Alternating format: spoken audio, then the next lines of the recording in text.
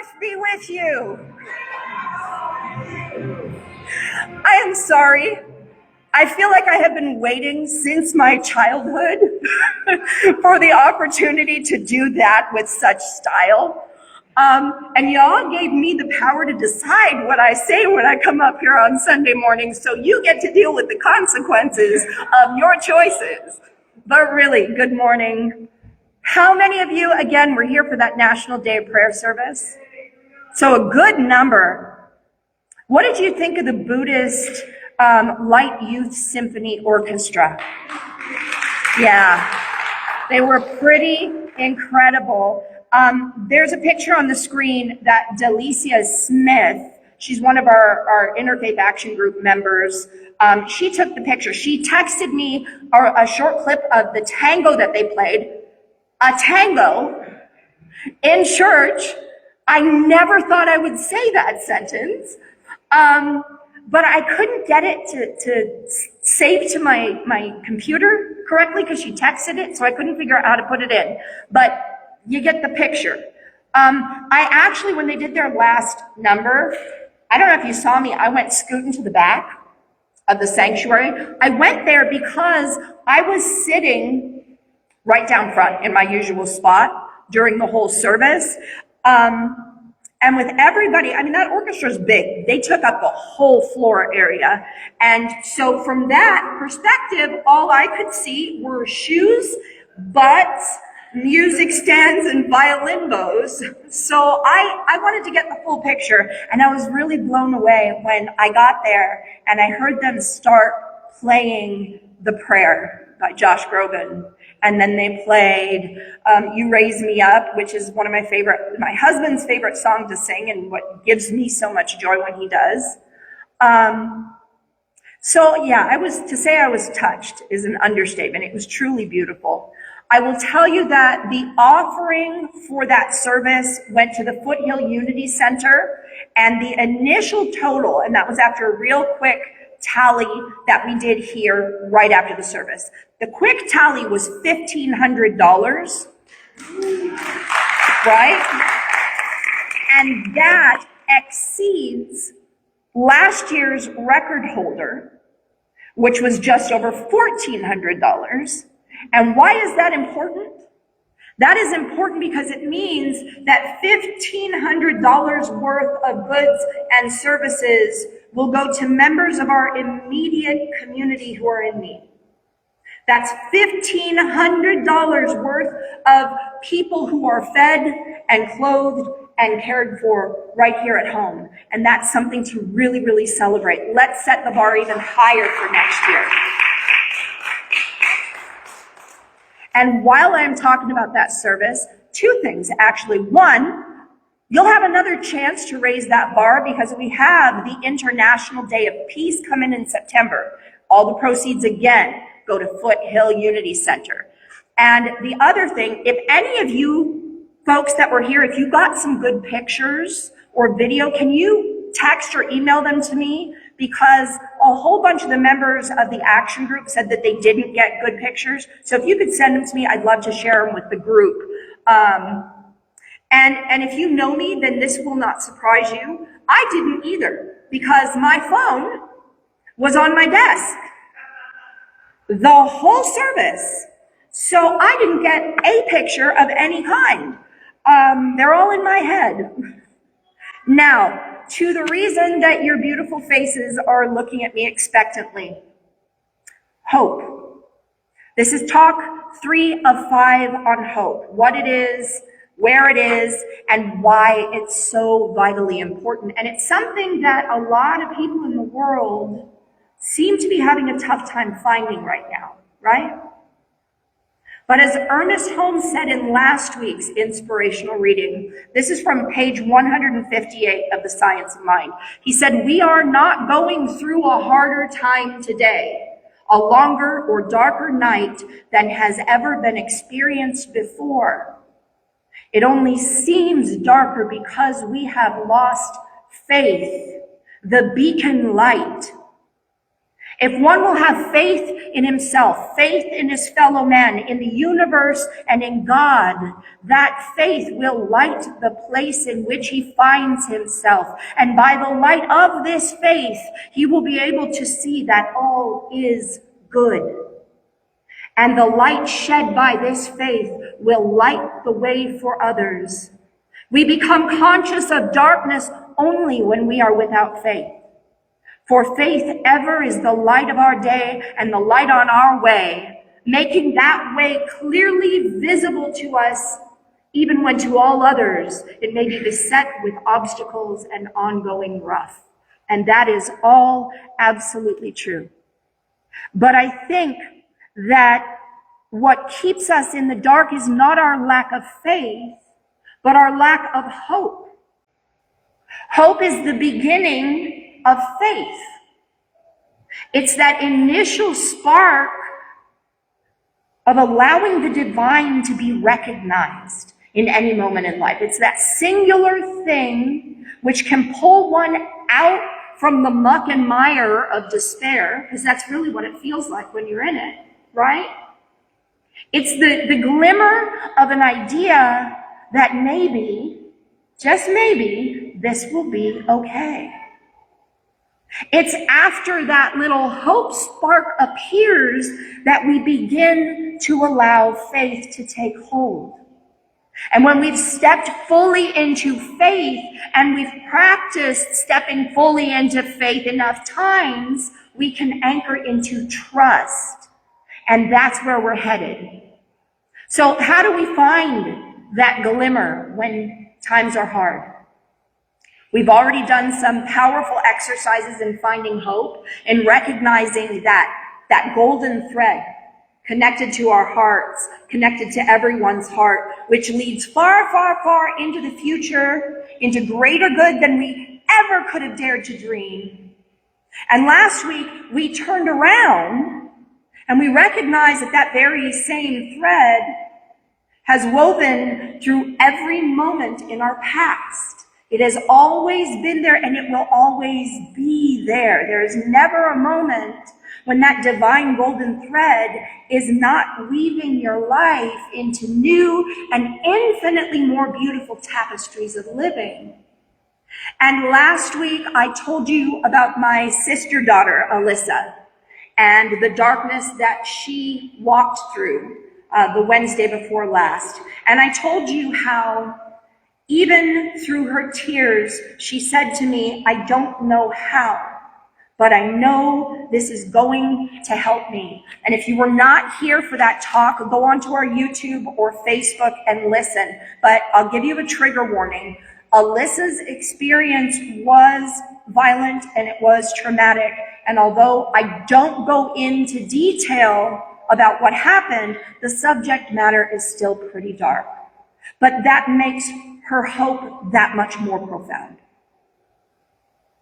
So check it out, if you will. You who were here last week, you'll be happy to hear that Alyssa's little portable home is safely parked on a private property set way back off the street in Sierra Madre, thanks to that aforementioned Adolfo Garcia, and the miracles that he seems to effortlessly create everywhere he goes. And I tell him that all the time, but it's true.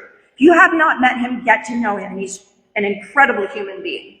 And you'll also be happy to hear that after I texted the property owner again, because I've done this many times, after I texted him again and thanked him for letting Alyssa stay there, he texted me back, "You're welcome, and you're right, she is extraordinary." And that gave me joy because she really is. It is my hope that once Alyssa is settled and safe, she'll be able to come and meet everyone, which reminds me, and I'm gonna make this as quick as I can here, but for those who weren't here, Alyssa's only dream in life is to open her own dog rescue, which is the entire reason that she's in a trailer home to begin with. And she came to me last week with a plea. She asked me to try to find a temporary foster home for a couple of her small dogs until she's settled. We're talking a couple weeks to maybe a couple of months. She'll come get them as soon as she's settled. She just feels like after everything that's happened, she's not able to give the whole brood the attention that they all deserve right now because she has to give herself some. And she wants them to be happy and safe while she navigates life in the wake of a life-altering experience. I've met all the dogs. They're really wonderful. So if you or somebody you know is able to take one of the little ones or two, let me know. See me after the service. She's coming back for them, I assure you. She would not let them go. Now, this may seem like I'm going off into the wilderness, and I just realized the irony of that sentence. The wilderness. I'm not. I literally went from dogs to wild. Okay, there really was no segue until just a moment ago from dogs to here. So I'm going to leap in because Friday was movie night. And in honor of all of those incredible volunteers who made our Mad Hatter's Tea fundraiser a smashing success, we watched Tim Burton's Alice in Wonderland. How many of you have been to a movie night with me? Yeah, a few of you. So you know it wouldn't be a movie night for me if I wasn't furiously scribbling notes, right? Okay, well, here was my takeaway from Friday. And yes, stick with me, it does lead to hope. The first thing that I wrote down is something that the Mad Hatter said to Alice when he first saw her. Remember, as a child, she'd been having these dreams of this place. And here she is back as an adult, and he says, "You're not the same as you were before. You were much more muchier. You've lost your muchness." And that sounds like a silly thing to say, but it's actually really, really deep on two levels. First, on the human level. Who here has lived through something which left them feeling like they were somehow less than they were before? Yeah? You feel like you were muchier before it happened, right? And that's a tough place to be. That's a very difficult place to be. Breakups can definitely put us in that mindset. Big health changes can do that. Loss of any kind can put us in that place where we feel kind of lost and afraid, right?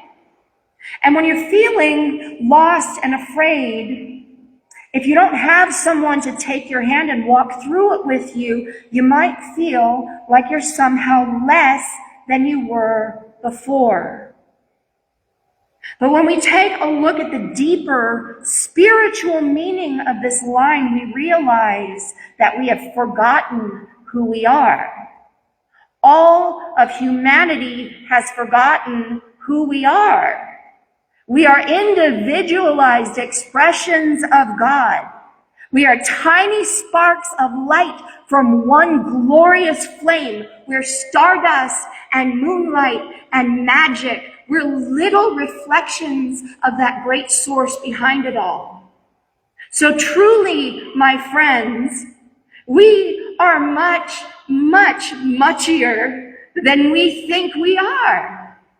In those moments when you're feeling less, remember that you are tied to so much more than you could ever begin to conceive of in your mind. Now, my mom, who listens to these talks online, hi Mom, she told me that I should try to tell stories about my own life, which tie into the talks, because she said I might maybe be taking the teaching part of things a little too seriously. And she said that although I give a good lecture, and some folks like lectures, some folks don't. But she said everyone wants to be entertained. So I should try to use my life as an example for what I'm trying to convey. So I tried to do that here with this one. And I kind of had to search for an example from my life that was appropriate for up here, because skeletons aren't meant for sanctuaries, right? Except maybe in October. And I've told aspects of this story before, but I'm telling it from a different perspective today. And looking at these experiences in order to put this on paper, looking at these experiences from this shifted perspective gave me even more clarity as to why and how it changed me for the better. My hope is that maybe through my sharing these things with you, you'll see that things really do happen to bring us to greater and greater good. So when I was about 24, 25, somewhere in there, I was a marketing manager. I started out as a web builder, turned into a marketing manager in the .com industry, first in a B2B capacity, that's business to business, B2C was first. B2C was first, then the B2C created a B2B model, so I was dual, so business to business, business to consumer. And I moved from marketing manager, which is a really fancy way of saying I kept track of data. I moved from that into a marketing director in 2 different startups, and I was really, really good at it. I thought outside the box. Guerrilla marketing was my thing, the stuff that you wouldn't expect, that didn't cost a lot of money. My son Joey was about 3 at that time. In fact, I think he turned 4 during that period of time. And I was working my butt around the clock just to try and give my little family the best of everything. His dad and I had split after my first year, actually within my first year in tech, and I'd begun seeing somebody new, and the new guy was also in the internet industry. Who remembers the .com boom of the 90s? Yeah, it was huge, right? So it was seriously wild. I was there, it was a lot. Things were shifting and growing at breakneck speed. And the whole undercurrent of the industry, believe it or not, was very glamorous. Our food, I'm talking about daily lunch. It was catered by some of the best restaurants in the area every single day. We went to private events and we rubbed elbows with all manner of celebrities. In retrospect, none of it really had anything to do with whatever products or services each respective .com platform was boasting. The big focus seemed to be on looking like each was doing better than the other, simply by offering the bigger perks for workers and visitors, the best food, the nicest giveaways, or the trendiest parties with the most elite guests. And with me being in marketing, I had a hand in selling those illusions on behalf of the companies that I represented so that we'd get the attention of investors and venture capitalists and so on. And I had to do it all over the country. I was only home an average of a week per month, and that was broken up into a couple of days here and there, because I was continually flying to trade shows and conventions and conferences. And all of a sudden, I found myself in sort of a modified keeping up with the Joneses place. Everyone wore the nicest clothes by the best designers. The higher the price tag, the better. And the most stylish accessories and shoes. Makeup had to be on point at all times. And my boyfriend at the time, although I know his intentions were good, I am certain of this, he kind of made me feel like his life-size Barbie. He would make sure I was dressed right. And he'd also make sure to let me know that my choices were tacky. And with everything going on all around me, with my feet rarely touching the ground because I was up in the air, with my job preventing me from being able to spend time with the keeper of my heart, my little boy, I found myself losing myself. Because really, who can be themselves without their heart? But I kept going because I knew that the money I was making would open doors for my kid. And the longer I kept going, the more lost I became. And then the dot-com bubble, it burst. And it burst big, let me tell you. I had just gotten off of a plane at LaGuardia Airport in New York, where they had lost my luggage, thank you very much. And my phone rang while I was sitting there waiting for updates on whether or not our luggage would arrive. Just so you know, it never did. The luggage never arrived. So this was a fantastic trip. So my phone rang, and it was my boss calling to tell me that we'd lost our funding. The company was folding, and this was 2 weeks before Christmas. And then on my birthday, which is 3 days before Christmas, that boyfriend I mentioned earlier, he broke up with me by phone. I don't think it even occurred to him that it was my birthday. And I remember coming home and realizing I don't recognize myself anymore. I had been trying so hard to keep up with everyone around me. I was trying so hard to keep up with everything that people wanted me to appear to be that I lost my me. I had been told that my taste was tacky and my style was cheap and that I was probably only hired because I was pretty. And when the world stopped spinning, I found that I couldn't walk on my own anymore. And I will admit, I was a legitimate mess for a little while. That was the year that my dad took on the role of senior minister here. And he dragged me along, literally said, "You're coming with me to the first New Thought Music Symposium at Agape Church." I will tell you, I was not involved in the music in any way at that point. He just said, "You're coming." And I went, "Oh, okay." Because when dad tells you what to do, you do. So he dragged me along, and I spent the week there. We came home on a Saturday, and Sunday, Joyful Noise was born.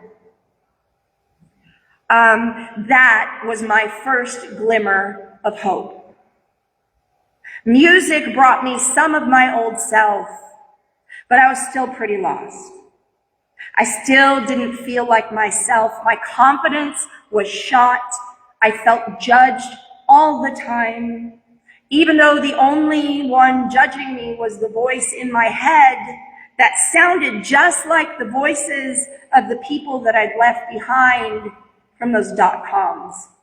And then a few months passed, and I'd done a little bit of healing through music.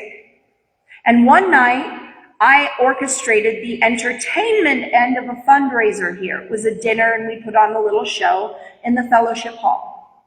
And after the event, as we were all cleaning up, this tall, handsome youth director came to hold the ladder I was standing on.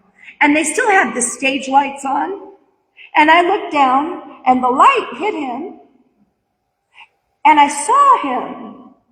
Like I actually saw him for the first time, even though we'd been kind of dancing in each other's periphery for most of our lives. And I think that's right about where I began to find myself again. Because that tall, handsome youth director saw me as perfect, exactly as I am. And he still does, 24 years later. He allowed me to see myself through his eyes, and seeing myself through his eyes of love helped me remember who I am. So Mike, my darling husband in the front row there, who's wearing just as many hats as me, I told you you were gonna cry, sorry, he's leaking. Mike gave me my muchness back. And I like to think that he feels like his muchness has been elevated by seeing himself through my eyes too. He says yes. The way that he saw me helped me recognize that divine golden thread that had been running through my life, and his thread wove us together. Do you see? If anything else had happened, it wouldn't be. Which leads us to our next line from Alice in Wonderland. This line comes from Absalom. He is the caterpillar. Okay, and earlier in the film, there was a big hubbub about whether this Alice that showed up was the Alice, and everybody's kind of debating it. And Absalom, they go to him because he knows all the things. They go to him and say, "Is this the real Alice?" And he said, "Hardly." Later on, she runs into Absalom again, and he calls her by name. And she argued, "You said I wasn't the Alice." And he replied, "I said you were hardly you. You're much harder now."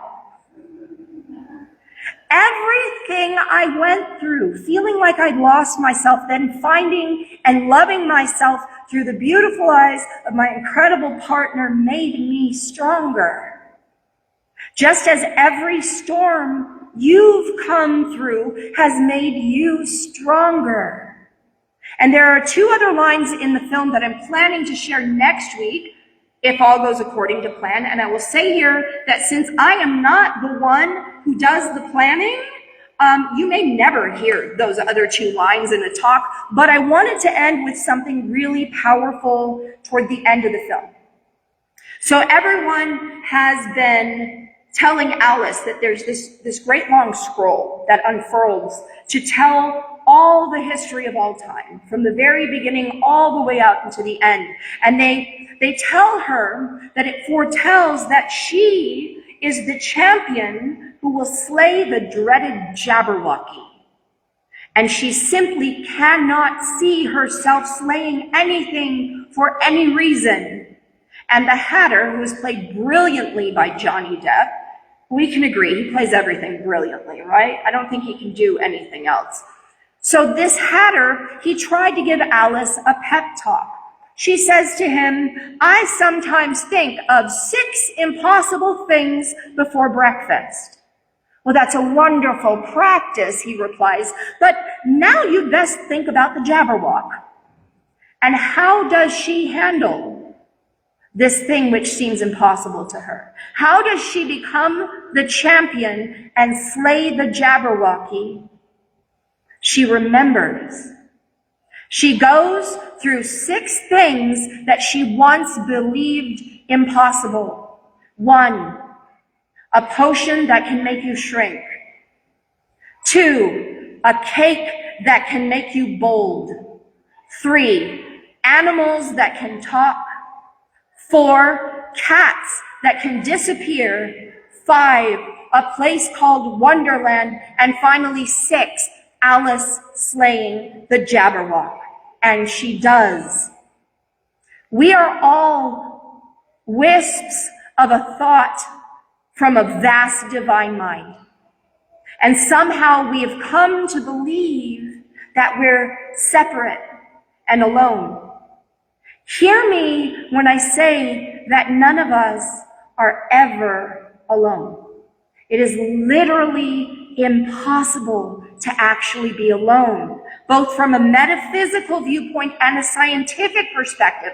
We all know that we are literally all made of the same stuff. Everything that is made of the same stuff, right? What is that? Energy. It is energy. So if you're having trouble finding hope, seek evidence. Look at your life and see evidence of your having survived and grown through your challenges. Having trouble seeing good, choose to have a wonderful day and then look for proof. Having trouble believing that God is working through you, trouble believing that your thoughts shape your experience, then make a choice for yourself. Really make it. Make the choice so you know it. Decide on it. Then wait for it. Know that it's coming and let it come. And this is something that we were just talking about on Wednesday during the Wednesday night service with Gigi and Jenny. There was only the three of us, so we had a very kind of enlightening talk about how humanity has come to their different belief systems. But the fifth step of a treatment, that is Ernest Holmes' formula for a prayer, right? There's 5 steps. The fifth step is release. You release it, knowing that it will be. But releasing is kind of hard, right? It's kind of like someone telling you, you're gonna get a pink elephant, but just don't think about a pink elephant or it won't come, right? So what's the only thing you can think of when they tell you that? A pink elephant. So we shifted that on Wednesday night to something that I think that we can all relate to, thanks to Amazon. This is a real world scenario. Put your order in and wait for it to get there. Amazon has made that a part of our experience. We don't question that it's coming. We know that it's coming, and we know that it's coming when it can. Do it that way. Because there is this thing which created all that is, and it made all that is out of itself, because until it made us, it was all there was, and now it's all there is, along with us as part of it.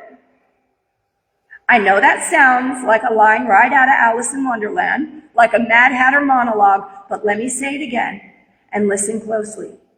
There is a thing which created all that is, and it made all that is out of itself.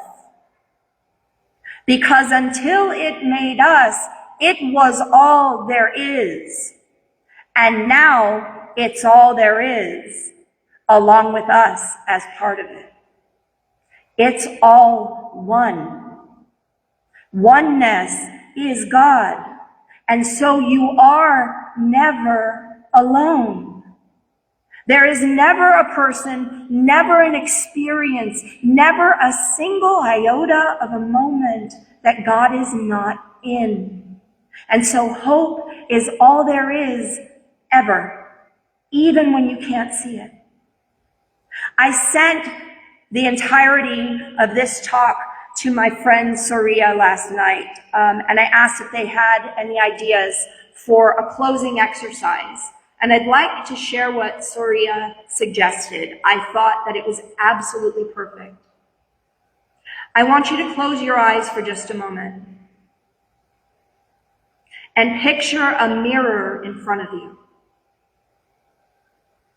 Not just any mirror. This one doesn't reflect what's on the outside. This one reflects your muchness. The truth of who you are underneath the judgments, the setbacks, the heartaches, the hard years.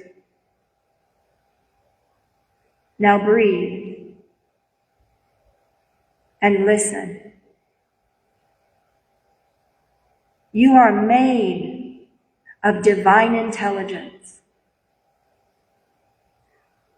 You are a spark of the infinite, pressed into form, gifted with will, bathed in possibility. You are not broken. You are not behind. You are becoming. Think of a time in your life when you thought the light was gone, but something carried you forward. Maybe it was a person. Maybe it was music. Maybe it was the quiet whisper of your soul that said, keep going. That was hope. Now I want you to speak to the reflection in your mirror, softly to yourself or in your heart, and say, I see you. I see your courage. I see your becoming. I see your thread. weaving something beautiful. And now, say, I remember who you are. You are much, much more than you have ever known. And you are never, ever alone. Hope, my friends, is not a wish. It is a memory of the light we carry. Faith is the path we walk once we see it, and trust is the peace we find in knowing it is already done. So go forth today muchier than you were when you came in. You are the light. You are the thread. You are Alice and the champion. And so it is. Thank you.